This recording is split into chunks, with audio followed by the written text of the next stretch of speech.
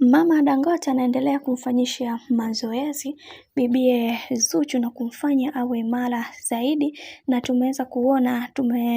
kuona wakati yupo hospitalini alikuwa anafanyishwa mazoezi na ndugu jamaa na marafiki pamoja na mume wake. Sasa leo hii bwana, Mama Dangote naye ameweza kuchukua nafasi hii ya kuweza kumfanya bibie Zuchu aweze kuenjoy na kufurahia maisha na kusahau kila kitu ambacho kilishawahi kutokea katikati yao, na tumeweza kuona Mama Dangote ameweza kuweka sawa kila ambalo iliweza kutokea na kuweza kumwambia kwamba anatakiwa kuweza kusimama imara na kuhakikisha maisha yake yanakuwa katika misingi na mikakati iliyo bora, asahau kila kitu ambacho kilichoweza kutokea, kwa sababu kila mtu wanatamani kuweza kuhakikisha maisha yanakuwa katika mikakati na misingi iliyo bora. Hivyo yote tunaamini ya kwamba Mungu pekee ndiye ambaye atakayeweza kulitambua hili na kusawazisha hili, na wengi wao waliamini ya kwamba Mama Dangote pamoja na ndugu yetu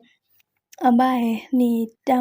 Diamond Platnumz watamfanya bibi Zuchu aweze kujisikia vibaya, lakini mambo yamekuwa tofauti, na sasa hivi tumeweza kuona namna ambavyo maisha ya bibi Zuchu yanavyosimama imara na familia inampenda zaidi kwenye kile kitu ambacho kilichoweza kutokea. Hivyo tunaamini kwenye hiki ambacho kilichoweza kutokea, Mungu mwenyewe ndiye ambaye atakayeweza kusimama imara na kuhakikisha kila kitu kinakuwa katika misingi na mikakati iliyo bora. Upendo ulioje kwa Mama Dangote, anakuambia atampenda mpaka pale ambapo wao wenyewe watakapokuja kusema sasa hii inatosha, lakini sio kwa maneno ya watu, kwa sababu kuna mambo mengi ambayo yaliweza kutokea katika maisha, na kila